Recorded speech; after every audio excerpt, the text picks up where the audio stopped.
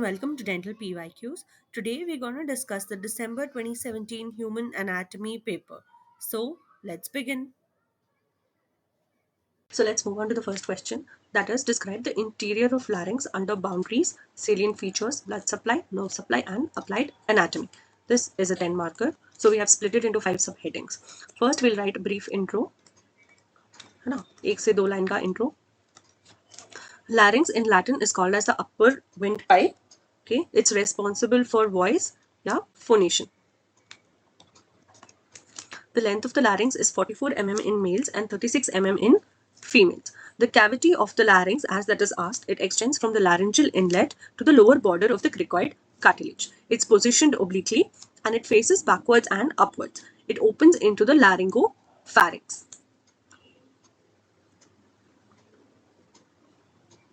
Coming to the boundaries of the laryngeal inlet, we have the anterior boundary, that is the epiglottis. We have the posterior boundary, that is the interarytenoid fold of the mucous membrane. The lateral boundaries, that is the array epiglottic folds on each side. So we'll understand this with the help of a diagram. Here that you see a leaf-like, it is epiglottis. Here that you see a broad flat thing, this is your thyroid cartilage. Here, the cone-shaped here is your arytenoid. The junction between these two is the cricoarytenoid joint. The flat rectangular part that you see is the lamina of cricoid cartilage. Here, this is the junction between the thyroid cartilage and the cricoid. So it's called as the cricothyroid joint. And here that you see are the C-shaped tracheal rings.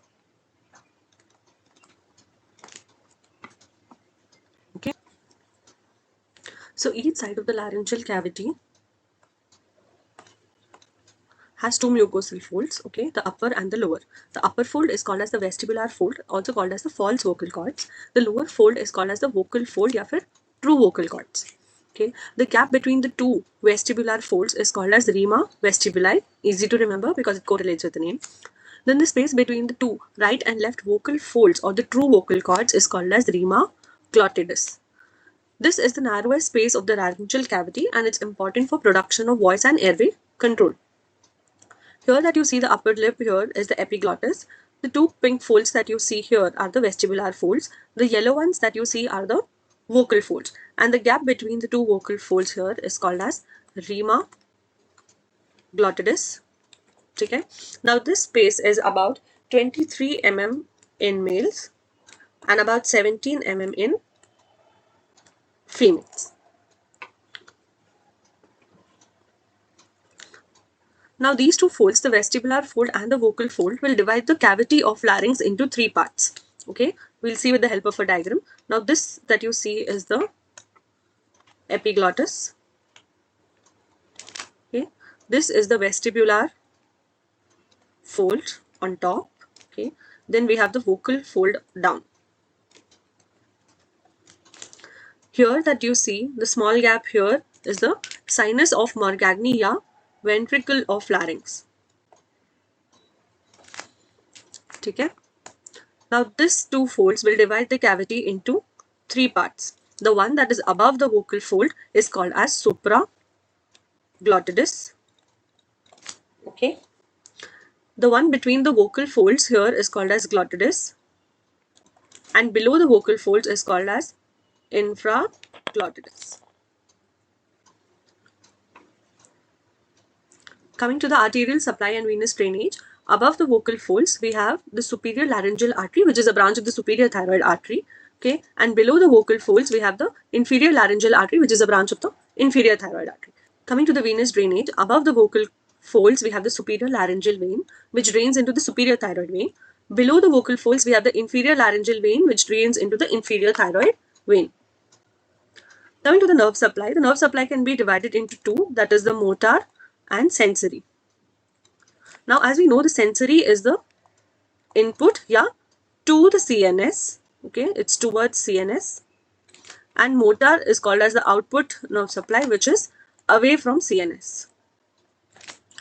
Okay, Coming to the motor nerve supply, all the intrinsic muscles of the larynx except the cricothyroid are supplied by the recurrent laryngeal nerve. The cricothyroid muscle is the only muscle that is supplied by the external laryngeal nerve. The reason for this is that it's because of the development. Okay, external laryngeal is a branch of the fourth pharyngeal arch, while recurrent laryngeal and the other muscles develop from the sixth pharyngeal arch.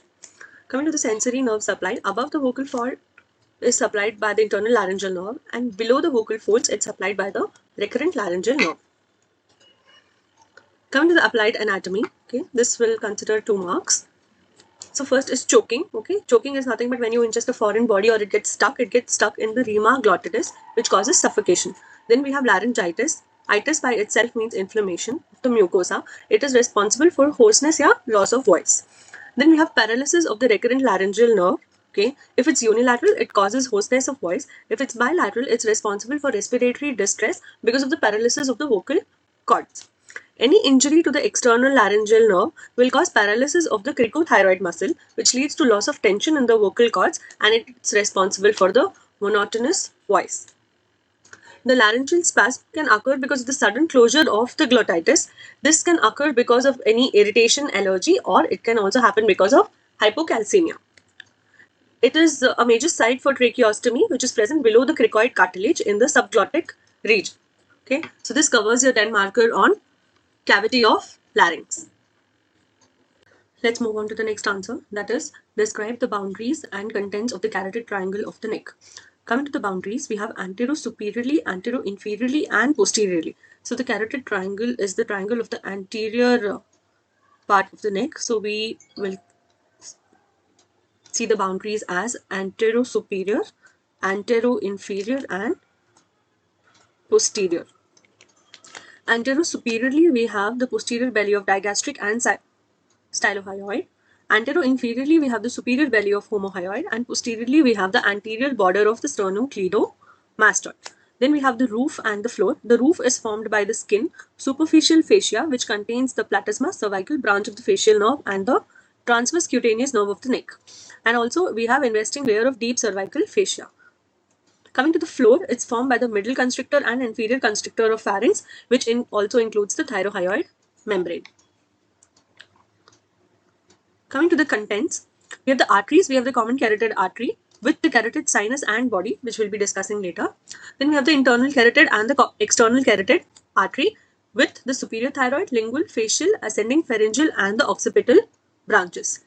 Coming to the veins, we have the internal jugular vein, we have the common facial vein, the pharyngeal vein, and the lingual vein, which in turn end into the internal jugular vein. Nerves, we have the vagus nerve, which runs vertically downwards. Then we have the superior laryngeal branch of vagus, again, which divides into the external and internal laryngeal nerve. Then we have the spinal accessory nerve, we have the hypoglossal nerve, okay, and we have the sympathetic chain running vertically downwards towards the posterior border of the carotid sheath. Also, one main important content here of the carotid triangle is the carotid sheath. Okay, we will not be explaining this here because this again is asked as a 5 marker in the same question paper as well as it has been asked previously. We'll move on to the lymph nodes. We have the deep cervical lymph nodes which lie along the internal jugular vein. We also have the jugulo-digastric node which is present below the posterior belly of the digastric muscle, and we have the jugulo-homohyoid node which is present above the inferior belly of homohyoid. Now let's see the diagram. Okay, this, as we know, is the styloid process. Okay, so this muscle here will be your stylohyoid. This is your hyoglossus. This is your mylohyoid muscle. This is your hyoid bone. This is thyrohyoid. It's connecting the hyoid and the oblique line on the thyroid. This is your thyrohyoid membrane, the green one. This is your thyroid cartilage. Okay, and this is your cricoid cartilage.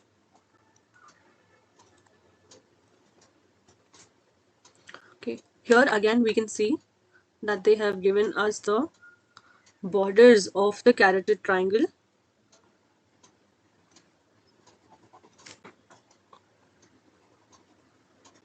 ठीक है, ये है आपका carotid triangle का border. Okay, This is the antero-superior border.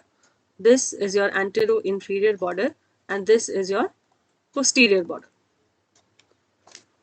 Okay? This muscle that you see here is your middle constrictor. Okay, and this that you see down is your inferior constrictor. This is your esophagus. This is your recurrent laryngeal nerve. Let's move on to the common carotid artery. Now we have two common carotids, the right and left. Okay, the right common carotid artery arises from the brachiocephalic artery right behind the neck and next to the sternoclavicular joint. The left common carotid artery arises from the arch of aorta. Okay, it begins in the thorax in the front of the trachea, slightly left to the manubrium sterni. It ascends to the back of the left of the sternoclavicular joint on either side of the neck. And in the neck, both the arteries will follow a similar course. They have a similar pattern. So they ascend within the carotid sheath deep to the anterior border of the sternocleidomastoid. It lies in front of the forecervical transverse process and it terminates at the upper end of the thyroid cartilage. At this point, each carotid artery will give rise to external carotid and internal carotid arteries. Okay. Then we have the carotid sinus. Okay, it's present at the termination of the common carotid artery where it bifurcates into the internal and external. Okay, or you can also say that it's present at the beginning of the internal carotid artery. This is a small dilatation that is present. It's known as the carotid sinus and it acts as a baroreceptor or pressure receptor. This regulates the blood pressure.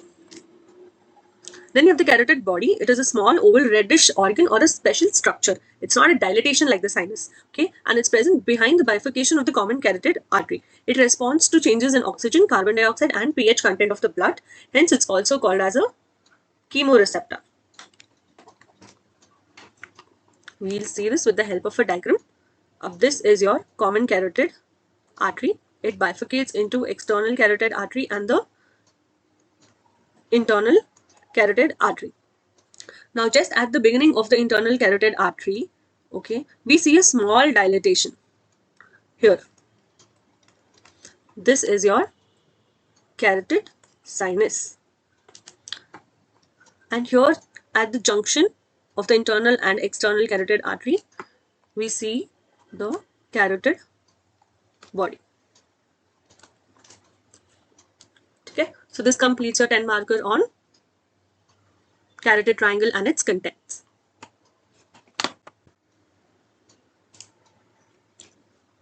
Let's see the next question on histology of skeletal muscles explained with a neat label diagram. This is a 5 marker. Introduction about skeletal muscle. Okay, it's made up of long cylindrical multinucleated fibers. Each fiber is surrounded by a plasma membrane that is called as sarcolemma, and the cytoplasm that is present is called as a sarcoplasm. It contains mitochondria, glycogen, myoglobin, and contractile myofibrils. The nuclei are present in a peripheral position. The connective tissue coverings that we see here are the endomysium, okay, which covers the individual muscle fiber. Then we have the perimysium, which connects a group of muscle fibers. Then we have the epimysium, which surrounds the entire muscle.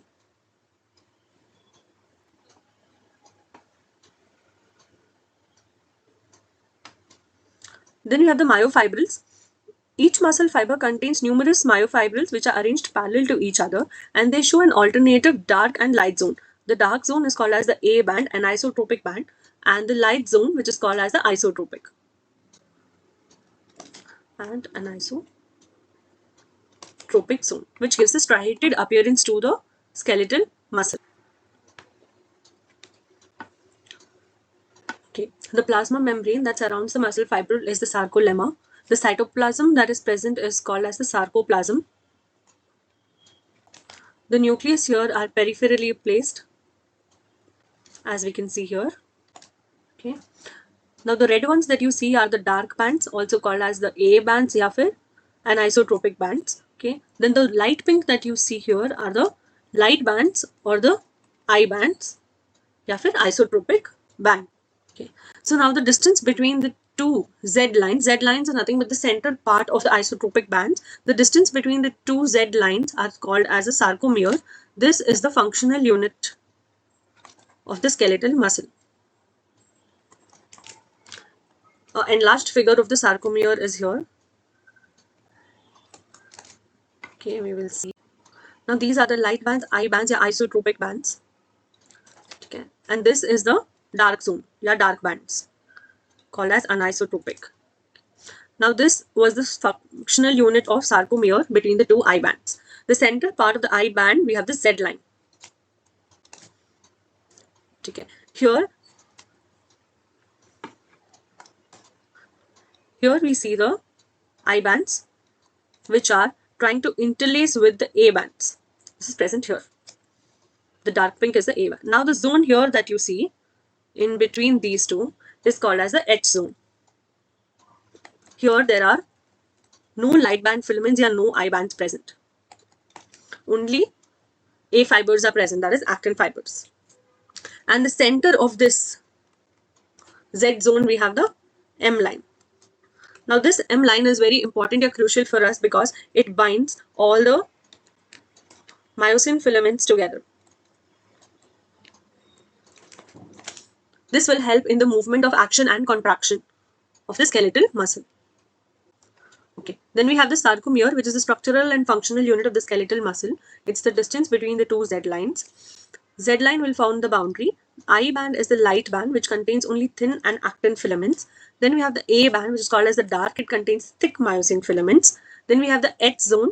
It's the central part of the A band where we have only myosin filaments present. And then we have the M line, which is the central line of the H zone, which connects all the myosin filaments together. It's like this. So we have the line. It's attaching all the myosin filaments together for their movement. Then we have the thin filament, that is actin. It consists of actin, tropomyosin, and troponin. We have the thick filament of myosin, which is composed of the myosin molecules, okay, forming cross bridges.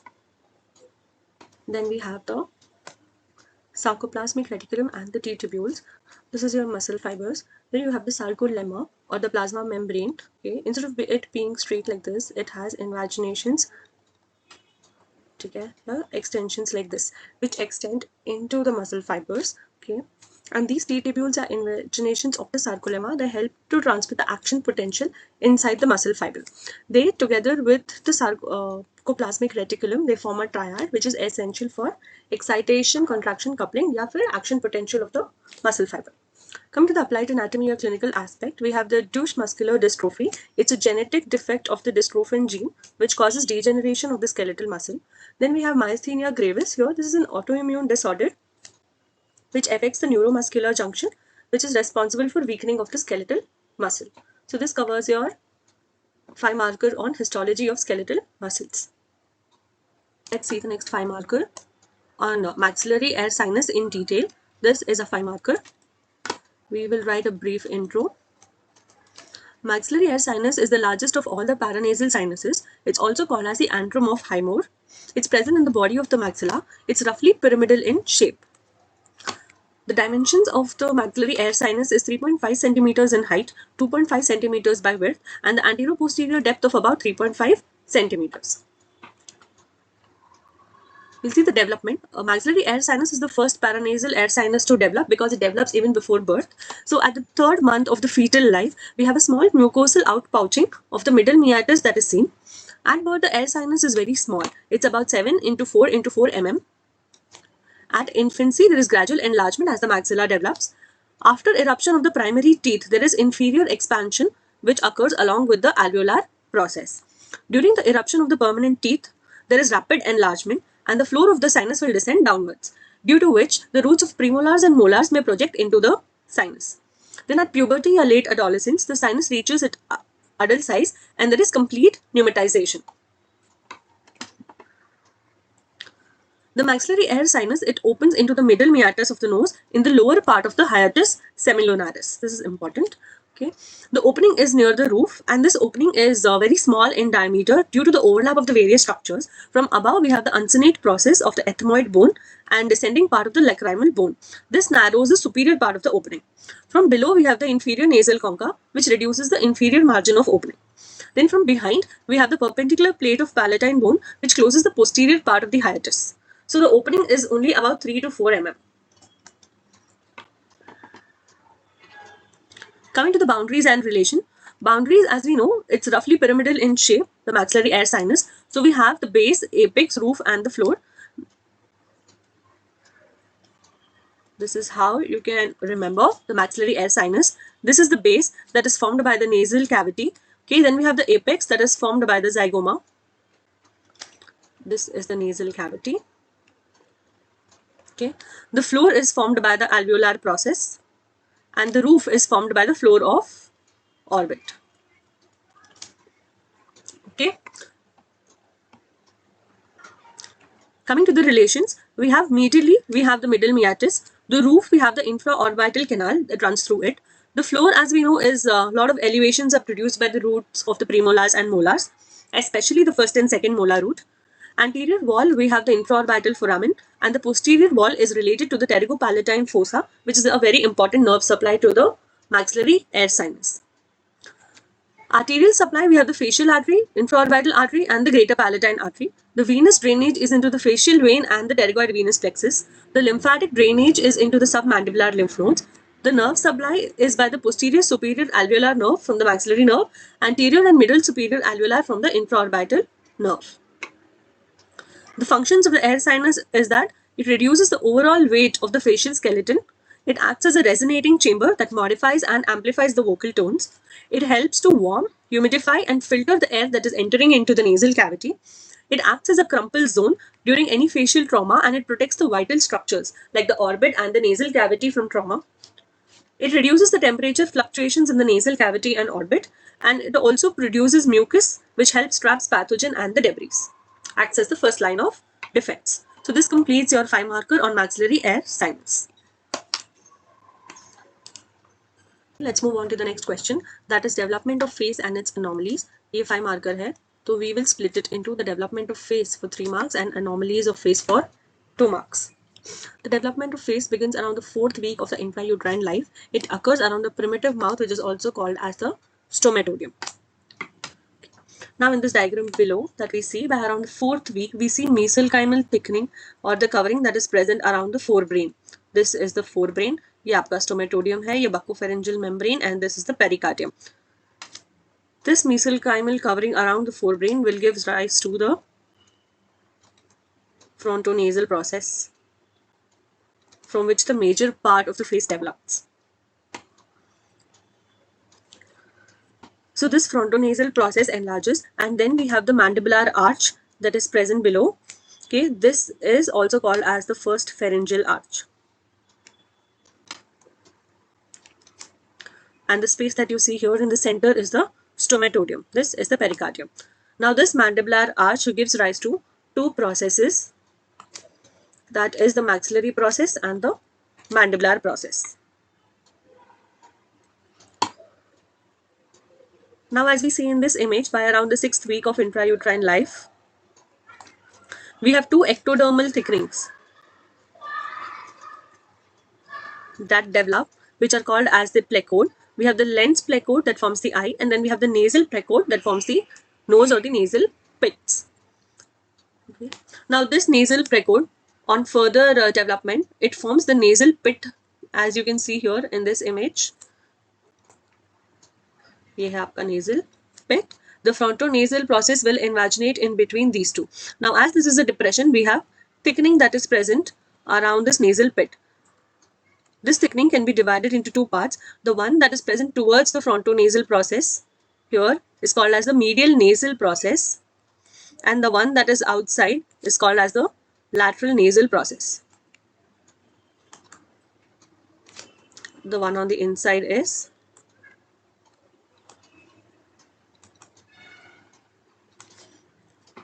okay. Now we know the different processes, that is, one is your frontonasal process, medial nasal process, lateral nasal process, then we have the maxillary process, and then we have the mandibular process. Now the development of face occurs majorly from these 5. So we have a summarized chart which will help us understand in detail. We have the frontonasal process firstly. Okay, the overgrowth occurs around the stomatodium. Then we have the formation of nasal plecodes, which are the ectodermal thickening, which deepen to form the nasal pits. They form the forehead, bridge of the nose, medial and lateral nasal processes. The medial nasal process will fuse with each other and with the maxillary process to form the philtrum of the upper lip, the primitive palate or the premaxilla, and the nasal septum.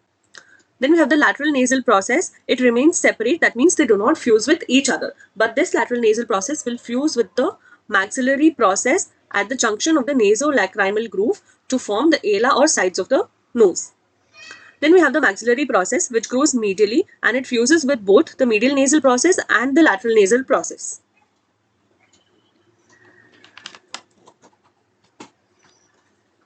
To form the lateral parts of the upper lip, the upper cheek, and the secondary palatal shelves, which forms the major part of the maxilla, basically the posterior part of the hard palate. Then we have the mandibular process.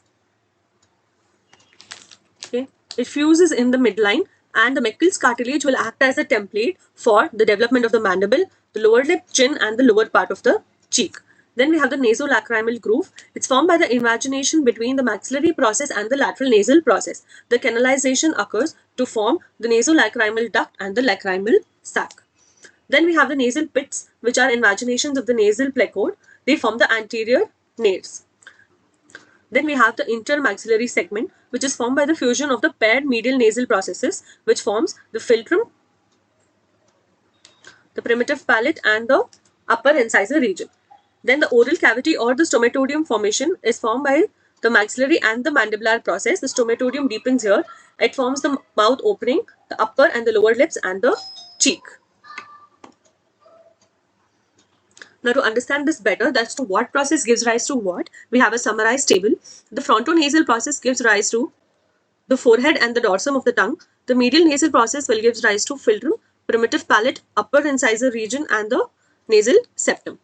The lateral nasal process will give rise to ala of the nose. The maxillary process forms the upper lip except the philtrum. It gives rise to maxilla, zygoma, cheeks, and the secondary palate.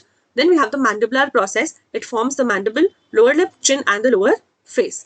Then we have the nasolacrimal groove, which forms the nasolacrimal duct. Coming to the anomalies of the face, we have the cleft lip. It can be unilateral or bilateral. Okay, it's formed by the failure of the fusion of the maxillary process and the medial nasal process.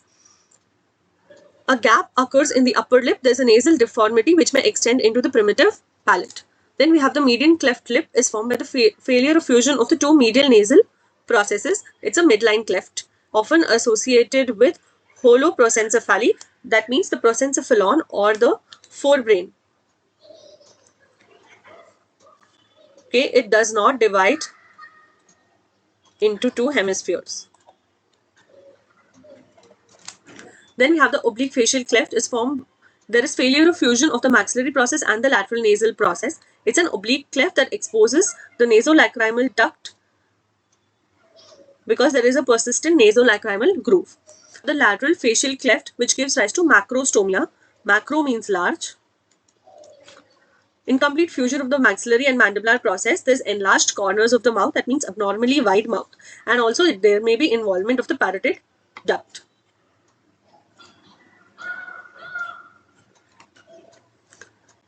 Then we have microstomia, that means a small mouth. There is excessive fusion occurring. Then we have mandibular hypoplasia or micrognathia, that means a small mandible. There is underdevelopment of the mandibular process. Okay, there is small mandible with glossoptosis. Glossoptosis is nothing but downward and backward placement of the tongue as seen in Down syndrome and Pierre-Robinson syndrome. Agnathia means there is complete absence and there is no development of the mandibular process. Nasal atresia is the persistence of oropharyngeal or buccopharyngeal membrane. Okay, there is respiratory distress that is seen in the newborns. There may be cyanosis, but it's relieved by crying.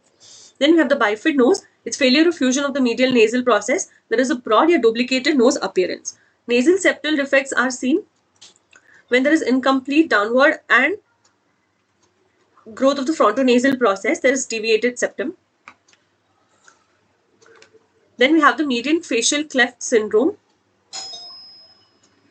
There is a large midline defect due to the abnormal frontonasal process development. It's a defect of the mid-face where we see a widened face or hypertelorism. Hypertelorism is nothing but increased distance between two organs. Like there is widened eyes. Okay, there is too much distance between the eyes, nose, ears, etc. Okay, so this covers your 5 marker on development of face and its anomalies. Let's move on to the next question. Name the layers of deep cervical fascia. Explain the formation, extent and contents of the carotid sheath. Now अब ये 5 marker है. Name the layers of deep cervical fascia will be 2 marks and contents, formation and extent of the carotid sheath will be 1 mark each. The deep cervical fascia is also called as the fascia coli. It's a fibrous connective tissue covering that is present in the neck. The layers are investing layer, pretracheal, prevertebral, the carotid sheath, the buccopharyngeal fascia and the pharyngobasilar fascia.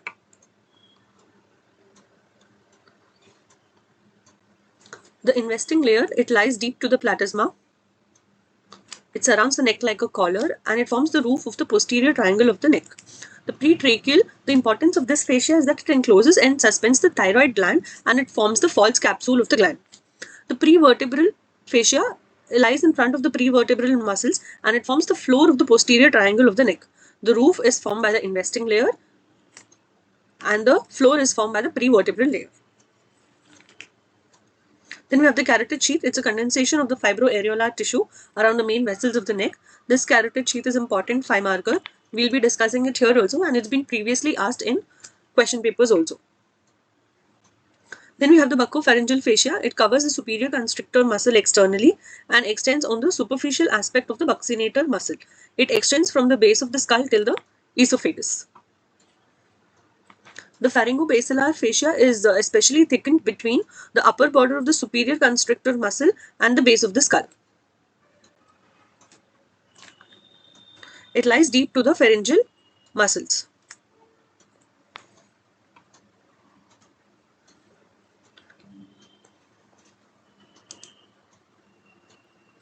Coming to the carotid sheath, it's a condensation of the fibroareolar tissue and surrounds the main vessels of the neck. The formation is by the anterior wall is by the pretracheal and the posterior wall is by the prevertebral fascia. The contents include the common carotid artery or the internal carotid artery, the internal jugular vein, and the vagus nerve. The sheath is usually thin over the internal jugular vein. The additional nerves that cross the carotid sheath in the upper part are the glossopharyngeal, accessory, and hypoglossal.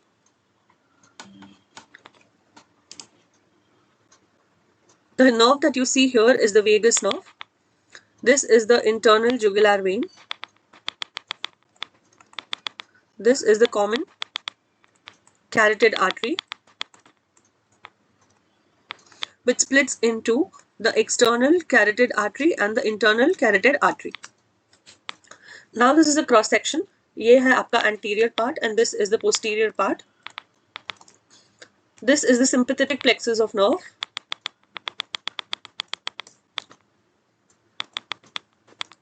This is your vagus nerve. This is your internal jugular vein. This is your internal carotid artery and this is ansa cervicalis. Okay, so this covers your 5 marker on layers of deep cervical fascia and carotid sheath. Next question, that is the ciliary ganglion, the situation, roots and branches. This is again a 5 marker. The ciliary ganglion is a parasympathetic ganglion that is located in the orbit. It's associated with the oculomotor nerve, which is the third cranial nerve. It's a part of the autonomic nervous system. It plays a critical role in pupillary constriction and accommodation of the lenses. The location in the posterior part of the orbit between the optic nerve and the lateral rectus muscle. It lies just behind the eyeball, close to the superior orbital fissure, medial to the lateral rectus and lateral to the optic nerve.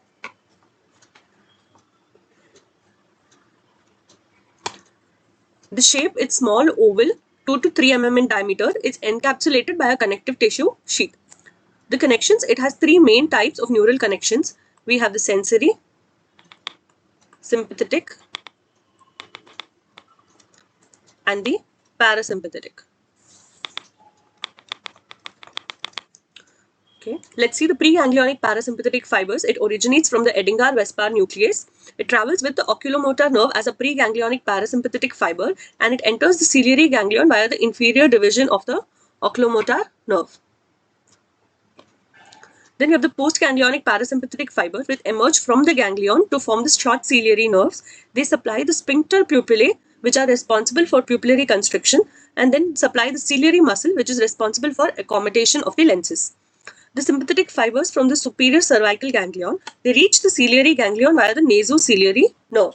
They pass through the ganglion without synapsing, and the function is to dilate the pupil.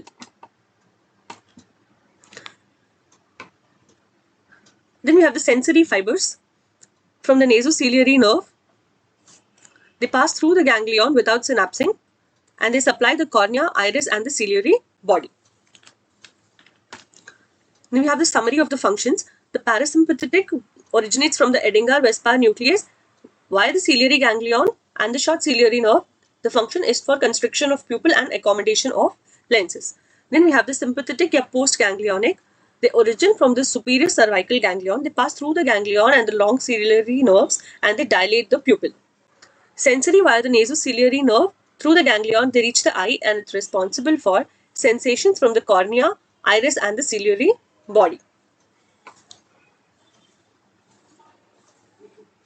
The clinical significance, any damage to the parasympathetic fibers will lead to mydriasis, that's a dilated pupil, loss of the pupillary light reflex, and difficulty in accommodation of the lenses. The ciliary ganglion syndrome, it's rare, but it may cause pupil dilatation and accommodation defects. In the Horner syndrome, the sympathetic involvement can indirectly affect the pupillary size. Now we'll draw a diagram. This nerve that you see here is the optic nerve. These are the short ciliary nerves.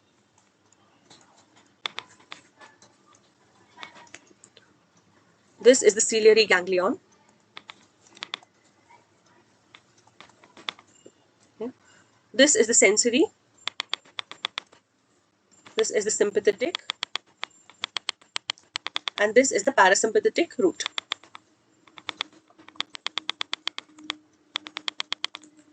So this completes your 5 marker on the ciliary ganglion. The next question is muscles and nerve supply of the soft palate. This is again a 5 marker. We will split it into the muscles for 3 marks and the nerve supply of the soft palate for 2 marks. We'll intro. It's a movable muscular fold which is suspended from the posterior border of the hard palate. This separates the nasopharynx from the oropharynx. It's often looked as a traffic controller, as crossroads between the passage of food and air. Coming to the muscles of the soft palate, we have a summarized table in which we will easily correlate and discuss. The first muscle is the tensor valli palati. It originates from the lateral side of the auditory tube and base of the skull. It forms a tendon. It hooks around the pterygoid hamulus, and it becomes the palatine aponeurosis, which attaches to the posterior border of the hard palate and the palatine crest. The main action of this muscle is it tenses the soft palate in the anterior part, and it opens the auditory tube for equalization of pressure.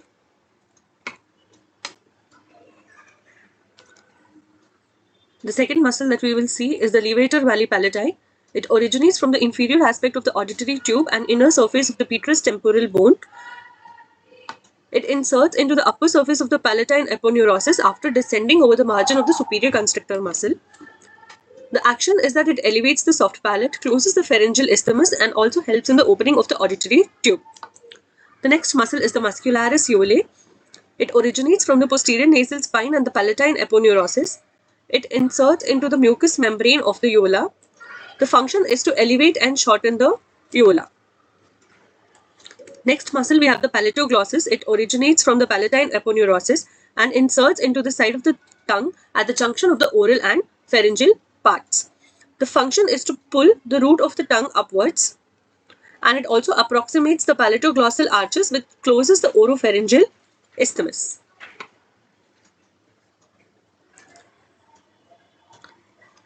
The next muscle is the palatopharyngeus. It has 2 parts, the anterior and the posterior.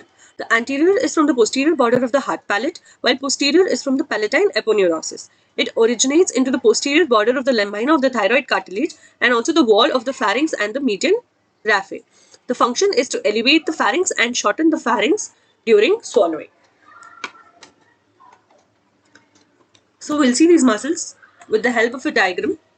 Here, this is the auditory tube. Okay. This muscle that you see here, this thin muscle, is the levator valley palatini. The straight muscle that you see here is the tensor valley palatini. It moves down straight. This is the pterygoid hamuluris.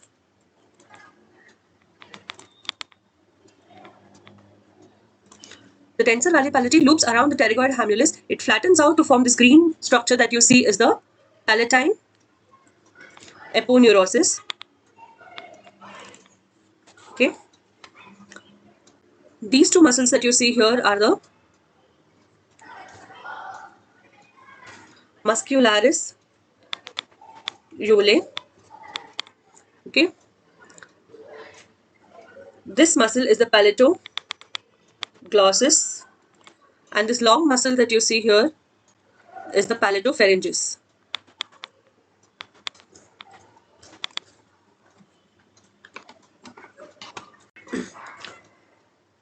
An important key point that you can write here is the passavans ridge. Some of the upper fibers of the palatopharyngeus will pass circularly and deep to the mucous membrane of the pharynx. They form a sphincter there, internal to the superior constrictor muscle. Now these fibers will constitute the passavans muscle. Now when it contracts, it raises a ridge which is called as the passavans ridge. Now during swallowing, the soft palate will elevate and it will contact the passavans ridge. Both of them will work together to close the pharyngeal isthmus. This is like a key point that you can write. Moving on to the nerve supply. We have the motor, sensory, special sensory, and the secretomotor. The motor is by the pharyngeal plexus to all the muscles except tensor valley palati, which is supplied by the mandibular nerve. The general sensory supply is by the middle and posterior lesser palatine nerves and the glossopharyngeal nerve. The special sensory nerve, that is the taste, is by the nucleus of Tractus solitarius through the lesser palatine nerve, the greater petrosal, the geniculate ganglion, which in turn leads to the nucleus of Tractus solitarius. The secretomotor supply is by the parasympathetic fibers in the lesser palatine nerves from the superior salivatory nucleus via the greater petrosal nerve. Okay, so this completes your 5 marker on the muscles of soft palate and their nerve supply. Next question, the parts and branches of the maxillary artery. The parts will carry 1 mark and the branches of the maxillary artery will carry 4 mark. We'll write a brief intro. It's a larger terminal branch of the external carotid artery. It's given off behind the neck of the mandible. It has a wide territory of distribution and it supplies the external and the middle ears, including the auditory tube, the dura mater, the upper and the lower jaws with their teeth, the muscles of temporal and infratemporal region, the nose, paranasal air sinuses, the palate and the roof of the pharynx.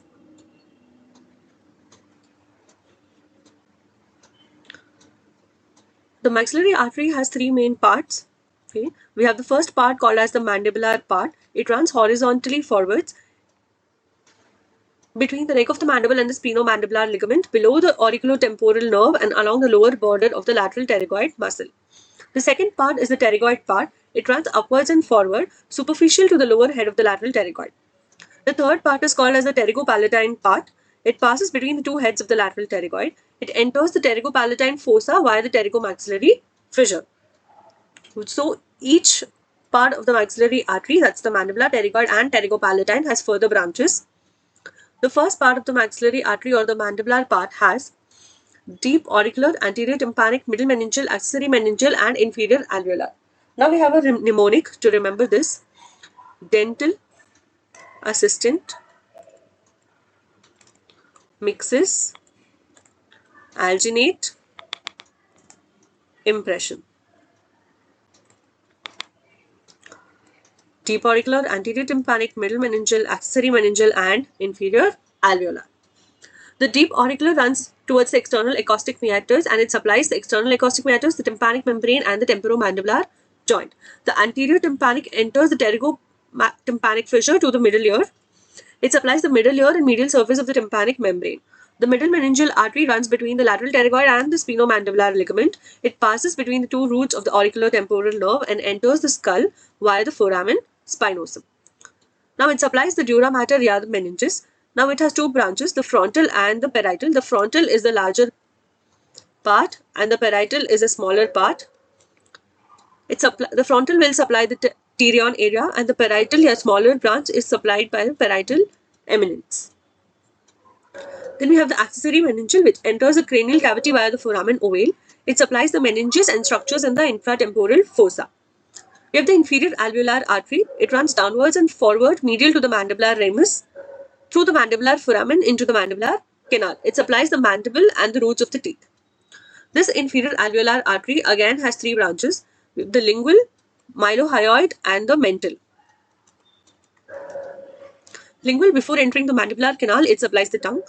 The mylohyoid descends in the mylohyoid groove and runs along the mylohyoid muscle. So it supplies the mylohyoid muscle. The mental branch exists via the mental foramen and it supplies the chin area.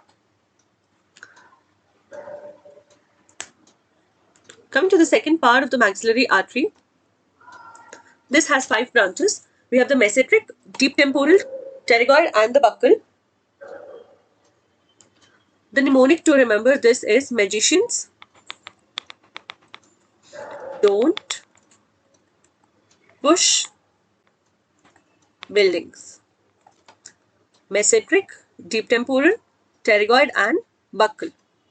Mesenteric passes through the mandibular notch to reach the masseter. It supplies the masseter muscle. The deep temporal ascends on the lateral skull deep to the temporalis and it supplies the temporalis muscle.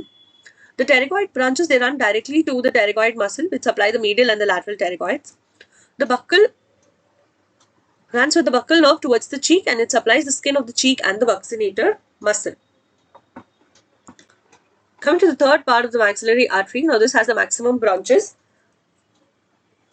We will remember this by the mnemonic: PIC, posterior superior alveolar, infraorbital, and the greater palatine artery. PAS. This is the pharyngeal, artery of the pterygoid canal, and spinopalatine. The posterior superior alveolar arises just before the maxillary artery enters the pterygomaxillary fissure. It supplies the molar and premolar teeth along the maxillary sinus. Infraorbital arises before entering the fissure, goes into the infraorbital groove, then the canal, and it emerges out via the infraorbital foramen. The structures supplied within the orbit are the orbital branches, the middle and superior and the anterior alveolar branches, which supply the incisor canines and the premolars. On the face, they supply the lacrimal sac, nose, and the upper lip. Then we have the greater palatine, which run in the downward direction towards the greater palatine canal, emerge via the greater palatine foramen. They run along the palate and reach the incisor canal. They supply the hard palate and gums. It also has a lesser palatine artery which supplies the soft palate and the tonsils. Then we have the fourth branch that's called as the pharyngeal branch. It runs backwards through the pharyngeal palatino-vaginal canal. It supplies the nasopharynx, auditory tube, and the sphenoidal sinus. Artery of the pterygoid canal runs backward in the pterygoid canal. It supplies the pharynx, auditory tube, and the tympanic plate. Spinopalatine artery passes medially through the spinopalatine foramen, enters the nasal cavity. Now this has the posterolateral and the posteromedial branches. The posterolateral, they supply the lateral nasal wall and the paranasal sinuses, while the posteromedial will supply only the nasal septum. Now this spinopalatine artery is the major artery of the nasal septum and it's responsible for epistaxis.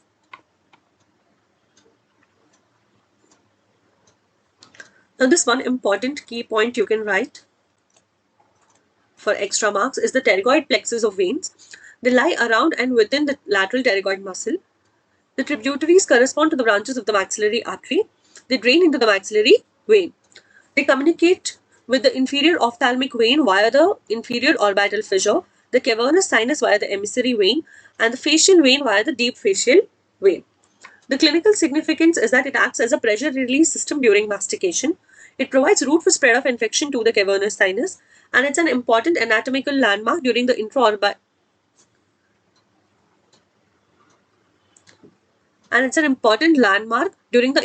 nerve blocks, that's the PSA, which gives the risk of hematoma. Okay. This covers your 5 marker on the branches and parts of the maxillary artery. The next 5 marker is the auditory tube. It's also known as the pharyngotympanic tube or the eustachian tube. It's a trumpet-shaped canal which connects the middle ear cavity with the nasopharynx. It's about 4 centimeters long. It's directed downwards, forwards, and medially.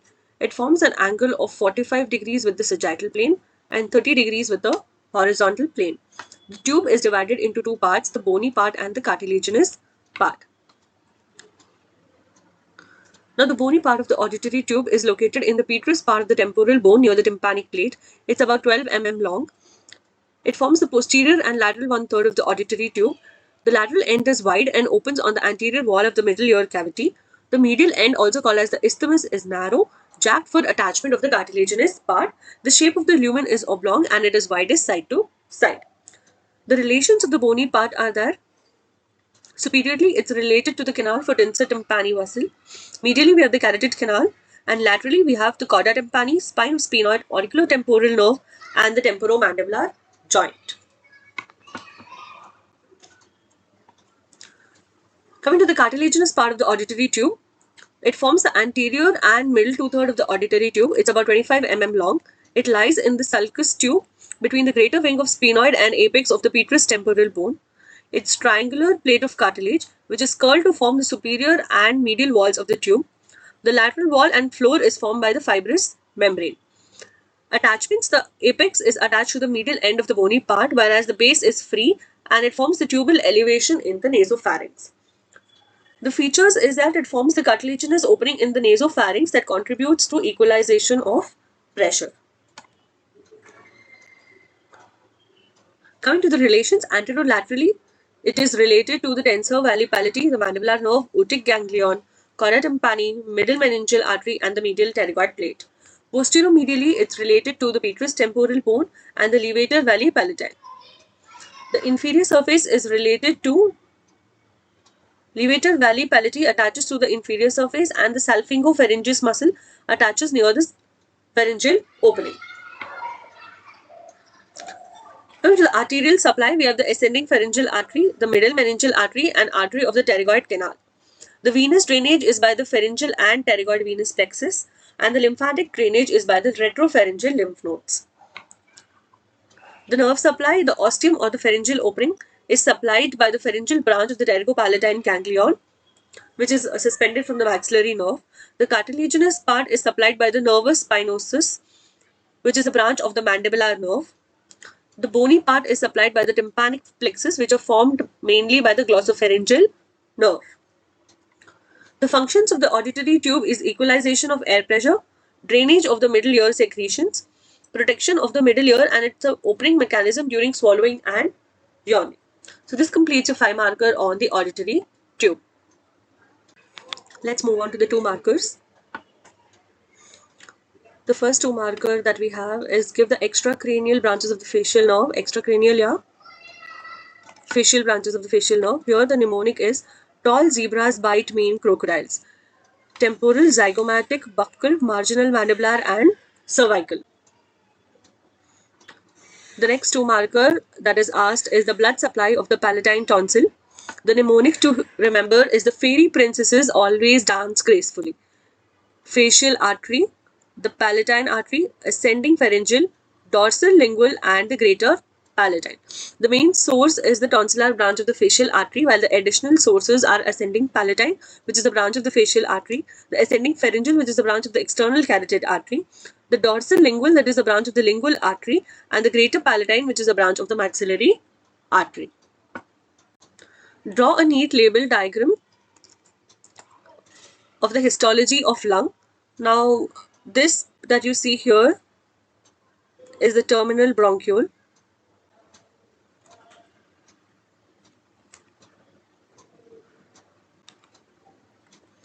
Okay, these that you see, the red dots, these are your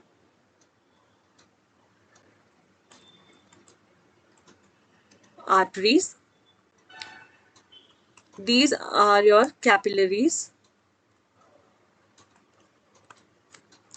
This is your alveoli. These that you see surrounding the terminal bronchiole are your circular smooth muscles.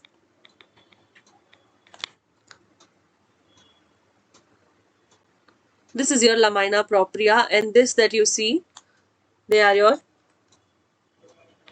pseudostratified, ciliated, columnar epithelial cells. Okay, come to the next answer. Is the derivatives of the third pharyngeal arch. The skeletal or cartilaginous component is the greater horn of the hyoid bone and lower part of the body of the hyoid. The only muscle that develops from the third pharyngeal arch is the stylopharyngeus. The nerve is the glossopharyngeal nerve. The artery of the third arch is the common carotid and the proximal part of the internal carotid artery. The other structures that are derived here are the inferior parathyroid gland, and from the ventral part of the third pharyngeal pouch we have the thymus. The next 2 marker is the parotid duct, which is also called as the Stenson's duct. Its thick wall, which is 5 centimeters long, it originates from the middle of the anterior border of the parotid gland. It runs forward and slightly downward on the masseter muscle. The relations on the masseter superiorly, we have the accessory parotid, transverse facial, and the upper buccal branch of the facial nerve. Inferiorly, we have the lower buccal branch of the facial nerve. At the anterior border of the masseter, the duct, that is the Stenson's duct, will pierce the 3Bs. That's the buccal pad of fat, the buccopharyngeal fascia, and the buccinator muscle obliquely. Here the functional note that is to remember here is the oblique passage through the buccinator will prevent the ductal inflammation during any blowing. It terminates into the oral vestibule opposite the upper second molar. So with this, we come to an end of the discussion of Human Anatomy December 2017 paper. Okay, so that's a wrap for our December 2017 Human Anatomy paper. Stay tuned for our 2025 PYQ discussion series. Like, share, and subscribe for more.